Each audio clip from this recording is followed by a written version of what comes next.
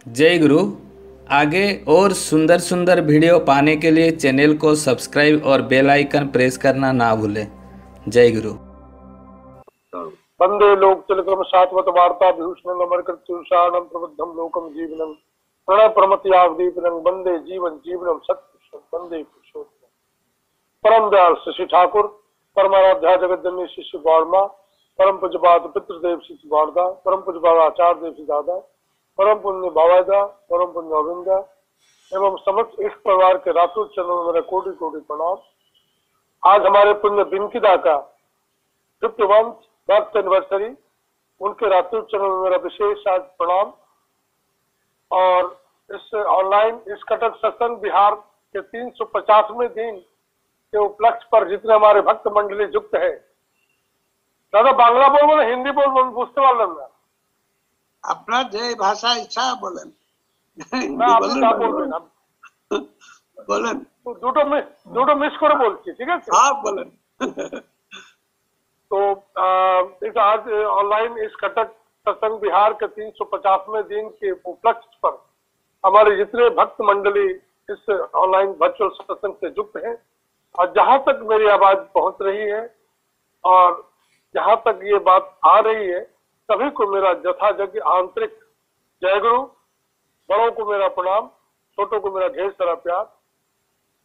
मेरे लिए बड़ा सौभाग्य है आज सुबह इस प्रभाती बेला में, आज सुबह का समय, ठाकुर कहते हैं हर वक्त अगर ईश्वर से युक्त रहा जाए, इष्ट से युक्त रहा जाए, वही जीवन सार्थक होता है। और हम लोग तो मनुष्य हैं, रात में सोचते हैं, कुछ सो के कुछ और सोचते हैं, लेकिन परम दयाल ठाकुर की दया इतनी है कि आज इस ऑनलाइन इस कटक सत्संग बिहार में आपके समक्ष में आज युक्त होकर के अपने को बहुत भाग्यवान समझ रहा हूं, क्योंकि इस मुहूर्त में मैं कुछ भी ना सोचकर सिर्फ ठाकुर जी की बात ही आपके समक्ष करूंगा। ठाकुर जी की बातें सिर्फ बातें नहीं है, हम लोग का दैनंदिन हमारा बचने बढ़ने का जो रेसिपी है, जो हम लोग कहते हैं विधान, वो प्रति मुहूर्त every moment of the life हम अगर जिस परम पिता से अगर अटैच होकर के चलेंगे तो हमारे जीवन में भूल कम होंगी, त्रुटियां कम होंगी, निर्भूल हम लोग चलने का कोशिश करेंगे। आज से 10-12 दिन पहले हमारे आचार्य देव से दादा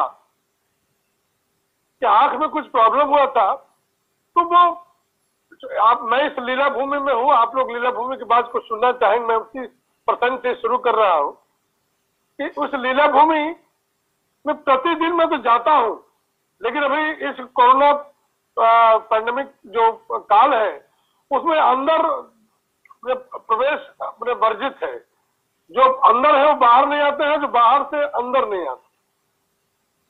लेकिन मेरे मन में तो चूंकि निरंतर अभ्यास वही रहता था कि ठाकुर बड़ी जाए, मैं रोज जाता हूँ, बाहर से प्रणाम करता हूँ, मेरा दूध का एक केन रहता है बौरदा जी के गेट पर, वो लेके चला आता हूँ। बहाना कुछ भी हो, लेकिन जाने का बहाना तो ठाकुर बाड़ी ही है। लेकिन अंदर नहीं जा पाते हैं, आचार्य देव का दर्शन नहीं हो पाता, ये मन में तो एक चीज रहता ही था। तो आचार्य देव दादा दया करके अपने बाबा जी का फोन है, मतलब आप स्नान करके आइए, बाबा को देखना है, चौक देखना है। मेरा मन का मुराद पूरा हो गया, आचार्य देव दादा के पास दर्शन हो गया। तो रोज दर्शन होता था, वो कहा अब दर्शन बहुत मुश्किल हो गया। तो मैं गया आचार्य देव दादा को देखने के लिए, तो पुण्य बाबा जी काट घर में खड़े हैं अपने, जहां पर वो जो सीढ़ी चढ़ते काट घर में, वहां से खड़े होकर बोलते हैं मधुबता, मैं ये प्रसंग आपके समझ इसलिए रख रहा हूं कि जीवन में हर समय वो लीला चलते रहता है, वो दिव्य लीला चलता है, लेकिन हम लोग अपना दृष्टि अगर शुद्ध नहीं रखते हैं, हम लोग अपना जो कहते हैं ना एकदम बिल्कुल विचक्षण चौक, ठाकुर कहते थे अपने सारे ज्ञानेंद्रियों को एकदम शार्प करके रखना। दृष्टि एकदम बहुत दूर तक देखे, कान बहुत दूर तक सुने, जीभ सही चीज को ग्रहण करे, स्किन टेम्परेचर वेरिएशन को महसूस करे, अरे ऑल इंद्रियों को शार्प करके रखने की बात। लेकिन it is not a one day affair, ये तो एक दिन का अफेयर नहीं है। जो मैं प्रसंग में आता हूँ।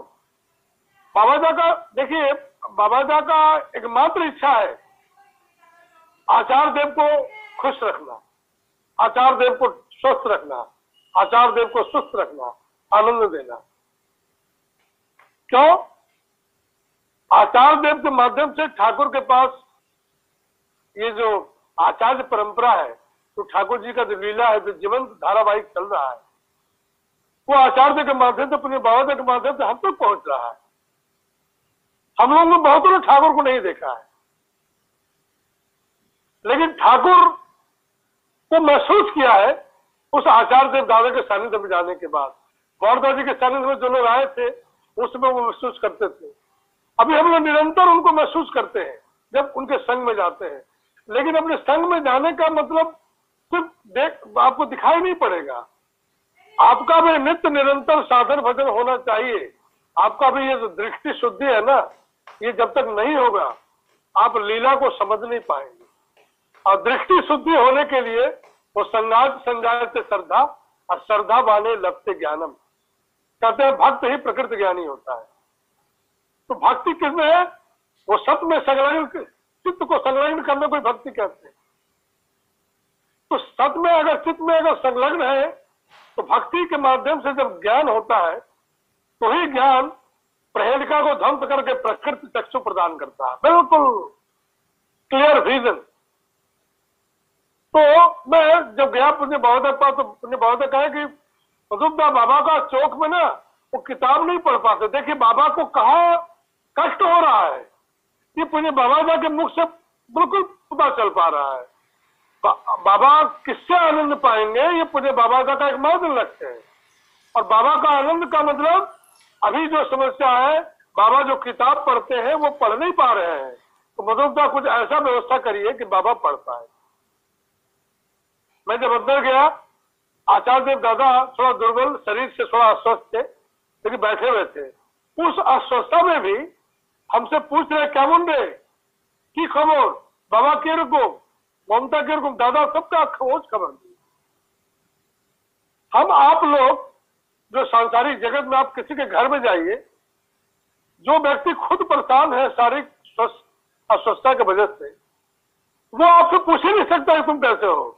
आप जाइएगा तो बोलेगा अरे हमारा ब्लड प्रेशर बढ़ गया, शुगर बढ़ गया, भूख नहीं लगती है, अपने बारे में आत्म केंद्रित कथन। लेकिन जो ईश्वर केंद्रित जीवन है, जिनका ठाकुर जागृत है, उनका स्वभाव क्या है? वो अपने बारे में कुछ नहीं बोल रहे हैं, अपना उनका कोई भी कष्ट नहीं। क्या बोल रहे कि अच्छे से भालो अच्छे से ना सब। मैंने मुझे लगा कि मैं पिता के पास जाता हूँ तो सारा संपूर्ण प्यार का वो स्पर्श उनके पास में जाकर मैं महसूस किया। आचार्य देव दादा को नाटमंडल में बैठे हुए हैं, और नाटमंडल में बैठ करके बारिश हो रही है, वृष्टि का समय है। मैं एक छाता लेकर के जब अपने गाड़ी पार करके दादा का दर्शन करने के लिए जा रहा था, तो मेरे पास साथ सनातन भाई भी युक्त हो गए। सनातन भाई जो आनंद बाजार में, वही सनातन दास। तो आचार्य देव दादा का दृष्टि दूर से हमारे ऊपर पड़ा हुआ था, दूर से नजर। तो मैं जब छाता रख करके जब नाटमंडल प्रणाम करने के लिए गया, तो आचार्य देव दादा हमको करीब बुलाए और बोले एकेबारे नॉनसेंस, एकेबारे नॉनसेंस। मैं तो बड़ा अचंभित हो गया, मुझे समझ में नहीं आया कि मुझसे क्या गलती होगी। मैं पूरा अपना रेट्रोस्पेक्टिव अपना सोचने लगा कि हमसे कहाँ भूल होगी, क्या भूल हो गई।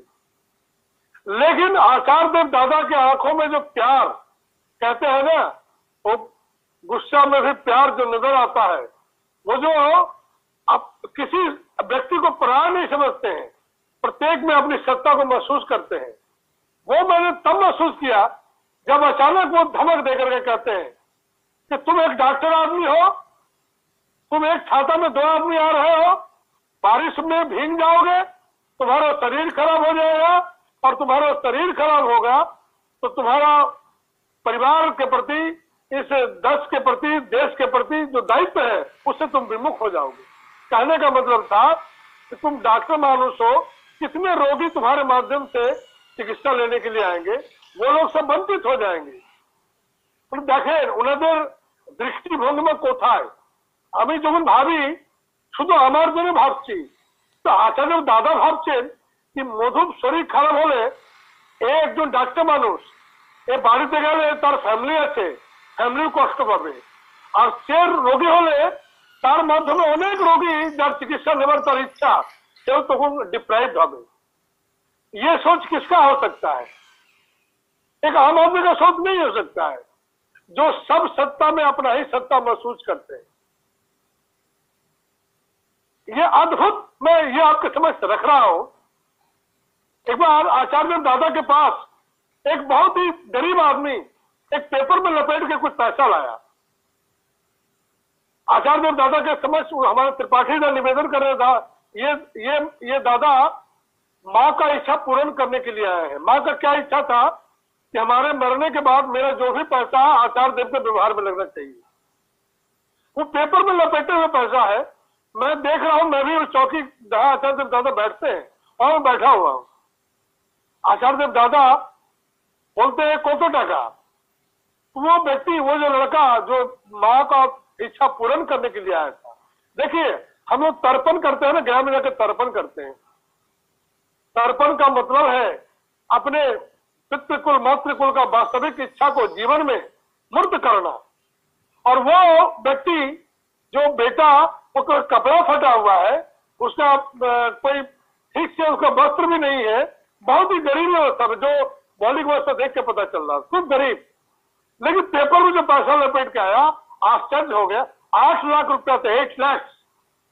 आप सोच सकते हैं 8 लाख का मतलब, वो व्यक्ति गरीबी की हालत में भी कोई उसको लोभ नहीं सताया, कोई उसको उसके प्रति होता है ना ऑब्सेशन नहीं सताया। तो माँ की इच्छा को वास्तविक रूप से पूर्ण करने के लिए आचार्य देव दादा के लिए व्यवहार में लाया था, तो माँ की यही इच्छा थी।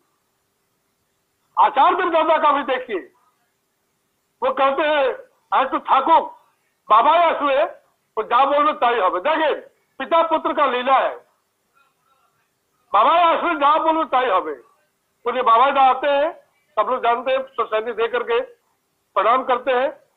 आचार्य दादा हंस के बोलते हैं, बाबा ও মায়ের কিছু টাকা আমার জন্য, আমার বাবার জন্য নিয়ে এসছে, কি করবে তুমি বোঝো। তখন बाबा से बोलते, बाबा देखिए पुत्र भी कैसा। यही ये ठाकुर जी का जो एक जगह चल रहा था ना कि नैरो माइंडेड सेल्फिश और फूल्स। तो रे आर्थर हाउजेमैन की माँ थी, वो ठाकुर से बोली, ठाकुर এইটা লিখলেই শুধু হয়ে যেত ন্যারো মানে সেলফিশ মাইন্ডেড আর ফোর্স। তখন পরে দেখা গেল कि सेल्फिश माइंड और नैरो माइंड में फर्क है। सेल्फिश ठाकुर भी है लेकिन नैरो नहीं है। सेल्फिश ठाकुर इस मामले में है, ठाकुर से एक बार केशवदा बोल रहे थे, ठाकुर केशवदा को बोल रहे थे, केशवदा আপনাদের সব ত্রুটি আমি অ্যাকসেপ্ট করতে পারি, আপনাদের সব ত্রুটি আমি অ্যাকসেপ্ট করতে পারি, কিন্তু একটা ত্রুটি আমি অ্যাকসেপ্ট করব না, আমার ছাড়া যদি কাউকে ভালোবাসে। देखिए ठाकुर क्या सेल्फिश है, कह रहे हैं कि मेरे छोड़ करके तुम किसी से प्यार नहीं करो। In that time Thakur is jealous. कितना अद्भुत कथा है।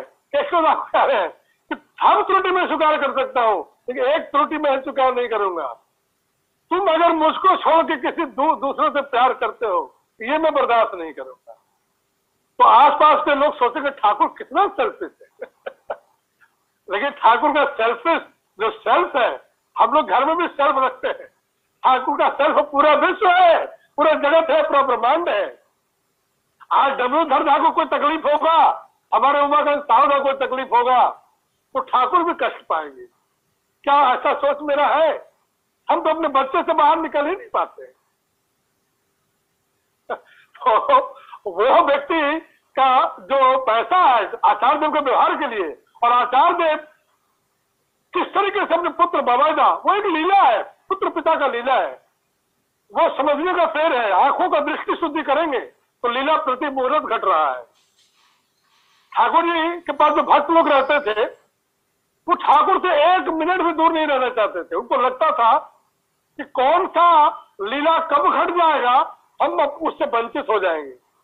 हम बराबर इस प्रसंग में कहते थे कि जब कोई बहुत ही बढ़िया सस्पेंस फिल्म, कोई थ्रिलर फिल्म मॉल में देखने जाते हैं तो बिल्कुल आंख लगा के रखते हैं, पता नहीं अभी अभी अभी कौन सा क्रिमिनल पकड़ाएगा, कौन रियल क्रिमिनल है, जब तक पूरा फिल्म नहीं देखेंगे तब तक पकड़ में नहीं आएगा।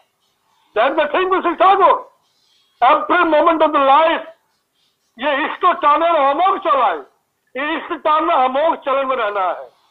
वो कहते थे ना ठाकुर, वो श्री कृष्ण के गुरु थे, कहते थे अच्युत भव, मैंने एक मुहूर्त भी विच्युत नहीं होना है, अच्युत रहना है। क्योंकि अच्युत अगर विच्युत हो गए उसी मुहूर्त में एक बहुत ही महत्वपूर्ण एक लीला घट गया जिसे आप वंचित हो जाएंगे। और अच्युत रहने का एक मात्र उपाय है, ठाकुर जी कहते हैं औजपा नाम। ये जो सतनाम है ये निरंतर नियमित 24/7 365 डेज चलते रहेगा। तो निरंतर आपका जो ये जो विवेक है ना वो जागृत रहेगा, आप चैतन्य अवस्था में रहेंगे, आप रेस्पॉन्स अवस्था में रहेंगे, जो सत्ता सच्चिदानंद में तो ठाकुर कहते थे। तो आचार्य बोले बाबा को बोले, बाबा ये हॉस्पिटल के काम में पैसा लगा देते हैं, क्योंकि हॉस्पिटल का इंस्ट्रूमेंट अगर किना जाएगा ना बाबा तो इस इंस्ट्रूमेंट से बहुतों का कल्याण होगा।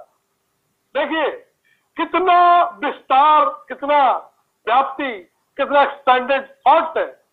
इसलिए ठाकुर वहां कहे थे नैरो माइंडेड सेल्फिश फूल, और ठाकुर हम लोग से भी यही चाहते हैं।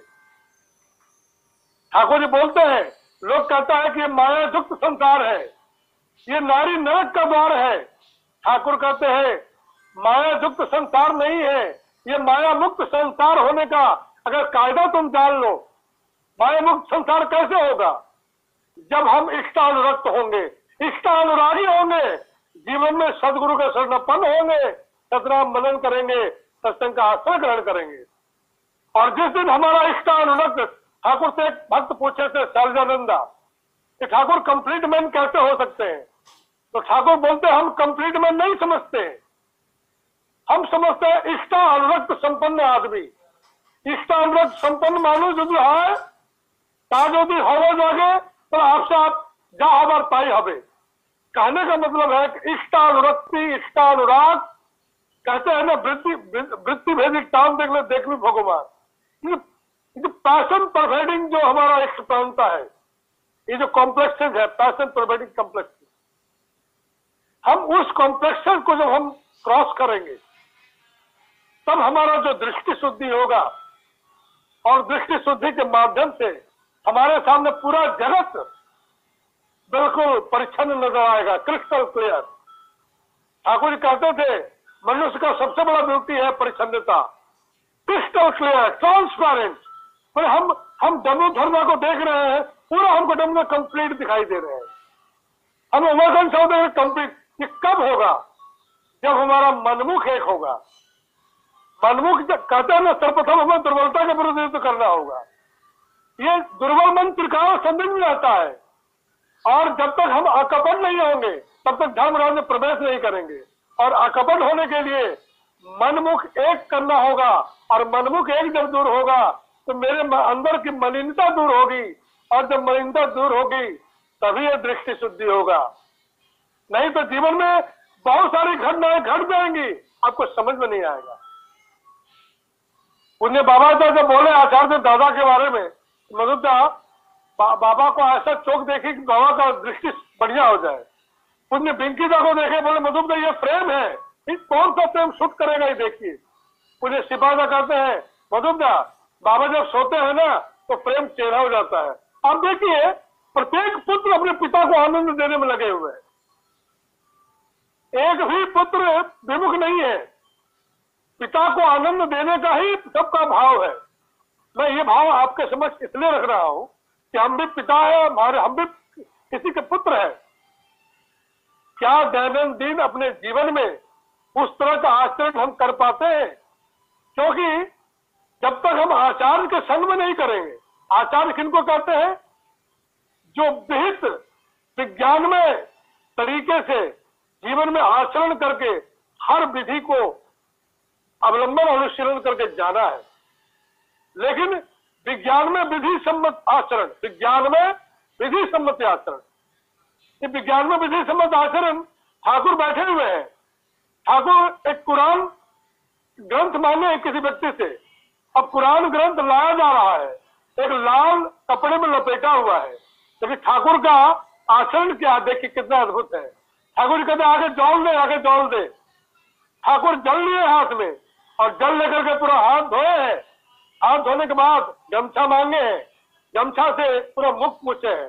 देखिए ये हम लोग जो सदाचार पालन की बात करते हैं, ठाकुर आज से 100 साल पहले अपने जब सदैव नर संकुल मांस देह में विद्यमान थे, तो कोई भी आदमी रुपया देता था तो हाथ धोते थे, पोस्टकार्ड छूते थे तो हाथ देते थे।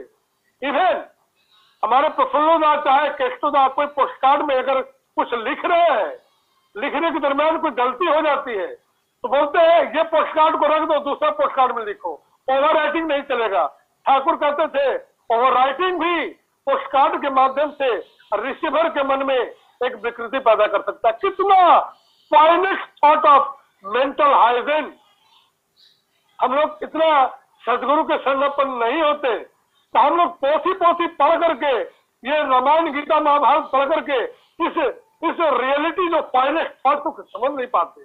क्योंकि इसलिए ठाकुर कहते हैं be consented to living ideals. हमेशा अपने सामने जीवंत आचरण सिद्ध पुरुष को अगर हम नहीं देखेंगे, हमारा आचरण ऐसा हो ही नहीं सकता है। और ठाकुर का विज्ञान में आचरण क्या, विज्ञान में आचरण मतलब वो हाथ धो रहे, दिस इज साइंटिफिक। आचार्य का मतलब ये नहीं होता है कि जैसे जैसे, वो भी विधाता है और विधि को पालन करते हैं और विधि को पालन करके ही सबको आचरण करके दिखाते हैं। उनको करने की जरूरत नहीं है, उनका कोई भी कर्म नहीं है, हमारे पुरुषोत्तम का कोई कर्म नहीं है। लेकिन संतान दिशाहारा हो चुका है, संतान अपने जीवन के वर्धन के पथ से विमुख हो चला है। इसलिए यदा यदा ही धर्म से ग्लानिर्भवते भारत, जब जब हो धर्म की हानि, बारे असुर अवध अनुरानी, तब तक प्रभु धरे मन शरीरा, हरे नव जन संकट पीरा। तभी प्रभु दया करके अपने संतानों को ठीक से जीवन पथ पर लाने के लिए वो आते हैं। और उनका आचरण, वो हाथ धो करके वो कुरान को खोल रहे हैं, प्रणाम कर रहे हैं। वो ये प्रणाम जो कर रहे हैं, क्या अद्भुत परिवेश, क्या श्रद्धा। हम लोग, हमारे पास सत्यानुसरण है, नारी नीति है, ये जीवन बहुत सारे ग्रंथ हैं। हमको उतना ही श्रद्धा से अगर उस ग्रंथ को अगर हम ग्रहण करेंगे तो श्रद्धा से ज्ञान आता है। श्रद्धा बाने लक्ष्य ज्ञानम, बिना श्रद्धा का ज्ञान हम नहीं ले सकते। और ठाकुर किस तरीके से कुरान को प्रणाम करके जब उसको खोलते हैं, कुछ पढ़ते हैं, फिर उसको प्रणाम करके लाल गमछा को रख देते हैं और फिर हाथ धोते हैं, उसको रखवा देते हैं। ये सारा प्रसंग एक मुसलमान भाई देख रहे थे और वो ठाकुर को प्रणाम करके, तो ठाकुर इतना सुंदर श्रद्धा पूर्वक आज तक अपने मस्जिद में भी अपने हमारे आसपास के लोगों को उस कुरान के ग्रंथ को पकड़ते नहीं देखा है। ये ठाकुर हम लोग के समक्ष ये लीला कर रहे हैं। और वही ठाकुर एक बार दुखी है। क्यों दुखी है? ठाकुर के एक बहुत ही करीबी भक्त सरोजनी माँ, जिनको पेट खराब है, पैखाना लगा हुआ है, बार बार वो टट्टी करने जा रही है और बराबर आ रही है ठाकुर के पास। वो ठाकुर का संग नहीं छोड़ना चाहती। ठाकुर के पास बैठी हुई है और पेट खराब है, बराबर जा रही है। एक भक्त को भी पैखाना जाना पड़ा, उठ के गए तो देखते क्या है कि सरोजनी माँ अपने वस्त्र साड़ी को खोल के जहां तहां फेंक के रखी हुई है। उनका मन खराब होता है और ठाकुर के समक्ष बोलते हैं, ठाकुर माँ ने रास्ता बड़ा गंदा कर दी है। सरोजनी माँ के बारे में ठाकुर को बोल रहे हैं। ठाकुर का मुख गंभीर हो गया, ठाकुर दुखी हो गए। देखिए, कोई भी पिता, मेरा पुत्र का भी कोई शिकायत कोई पड़ोसी आगे करता है तो मेरा मुख कैसा होगा? गंभीर हो जाएगा। डमरूधर का पुत्र के बारे में डमरूधर को बताएगा तो डमरूधर का मन खराब होगा। और ठाकुर तो परम पिता, विश्व पिता, पूरे विश्व के पिता है। उनके संतान के बारे में एक भक्त सरोजनी माँ का जब शिकायत ठाकुर से कर रहे हैं, ठाकुर का मुख गंभीर हो गया। श्री श्री बौरदा, राम भक्त हनुमान, ठाकुर के जो श्रेष्ठतम भक्त है बौरदा, वो सनमई बर्थ नहीं है, वो सनमई कल्चर भी है। और ठाकुर के साथ अकाट प्रेम करते हैं और ठाकुर छोड़कर किसी से प्रेम नहीं करते हैं। और ठाकुर को प्रेम करके भर दुनिया से प्रेम करते हैं। You are for the lord, so for the other. लेकिन पहला जो ठाकुर बोलते थे, हमको एक त्रुटि पसंद नहीं है कि मुझको प्यार सबसे ज्यादा करो, हमसे ज्यादा प्यार किसी को नहीं करो। लेकिन हमसे प्यार करते हुए हम किस चीज को प्यार करते हैं, सबको प्यार करो। This is the process of loving. तो ठाकुर का मुख जो गंभीर है, श्री बड़ौदा देखे कि ठाकुर सरोजिनी माँ का शिकायत सुनना नहीं चाहते हैं और भक्त को समझ में नहीं आ रहा है। आचार्य देव दादा से एक बार बहुत लोग बैठे हुए थे, बोले कि जानते हो भक्त और पंडित में क्या फर्क है, ज्ञानी और पंडित में क्या फर्क है। पंडित ज्ञान बांटता है और भाषावाही बैल की तरह ज्ञान परिवेशन कर सकता है, लेकिन जो ज्ञानी है, जो भक्त है, वो समझता है कि किस बात से प्रभु दुखी होंगे और किस बात से प्रभु सुखी होंगे। वो अपनी बातों को तौल करके बोलता है। लेकिन इस अवस्था में आने के लिए निरंतर करत करत अभ्यास के जड़वत हो सुजान, रस्सी आवत जात है सिर पर पड़त निशान। बहुत निरंतर अकाट निष्ठा के साथ, एकाग्रता के साथ, तीव्रता क्रमगति के साथ जब ठाकुर को पकड़ के चलेंगे, तब इस अवस्था में हम लोग धीरे धीरे आना शुरू करेंगे कि किस समय हमको क्या बोलना है। ठाकुर कहते थे जागरण का मतलब है when to speak, what to speak, how to speak. ये नहीं जानेंगे तो जागरण आप नहीं कर पाएंगे। तो वो भक्त समझ नहीं पाए कि ठाकुर ये दुखी होंगे। श्री बड़ौदा जी समझ गए कि बाबा दुखी है, तो तुरंत ठाकुर का मूड भाव करके एक बात कहते हैं, ठाकुर रात में जब सब लोग सो जाते हैं तो सरोजिनी माँ ने खूब नाम करती है, ठाकुर खूब नाम ध्यान करती है।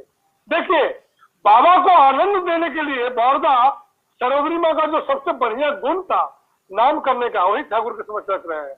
और ठाकुर खुशी तो सर पर वाह डाउन को सब बोलने। तो देखिए वो तो भावातीतम है, वो एक भाव में नहीं रह सकते हैं और कोई भाव उनको इन्फ्लुएंस में नहीं कर सकता है। तो भावातीतम त्रिगुणरहितम है। अचानक एक भाव दुख का था और बड़ौदा जी का वो प्रसंग थे, फिर आनंद के भाव में आ गए। मैं इसलिए प्रसंग रख रहा हूं। आज ये 350वां दिन कटक ऑनलाइन सत्संग में आपने मुझे जो आज आशीर्वाद दिया, मैं कुछ इसके लिए कुछ कह नहीं सकता हूं, लेकिन मैं परम दयाल पुरुषोत्तम के सत्संग में आज मैं अभी भटका हुआ कहीं और रहता, आपने मुझे युक्त करके जो आशीर्वाद हम पर बौछार किया है, मैं इसके लिए बहुत आभारी हूं।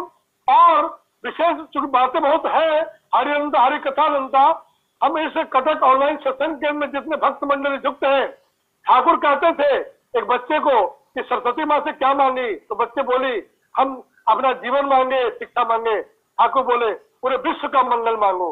और हम लोग भी आज परम दयाल पुरुषोत्तम श्री ठाकुर के इस रातु चरणों में और इस बौड़ माँ जी का जो श्रावणी माँ जो इस जन्म माह चल रहा है, समस्त के रातु चरणों में यही मंगल प्रार्थना करते हैं कि इस कटक ऑनलाइन सत्संग बिहार से जितने भक्त हैं और जितने इनसे जुड़े परिवार हैं, सबका जीवन चिरायु हो। ठाकुर बोलते तो दीर्घायु नहीं, चिरायु हो। मतलब निरंतर ऐसी साधना करके चले कि जन्म जन्मांतर आपका स्मृतिवाही चेतना निरंतर अगर जागृत रहे तो आप कहाँ मरे, आपने मृत्यु को अवलुप्त कर दिया और ही प्रक्रिया से अपने जीवन को परिचालना करें। सभी का मंगल। जय गुरु दादा, जय गुरु।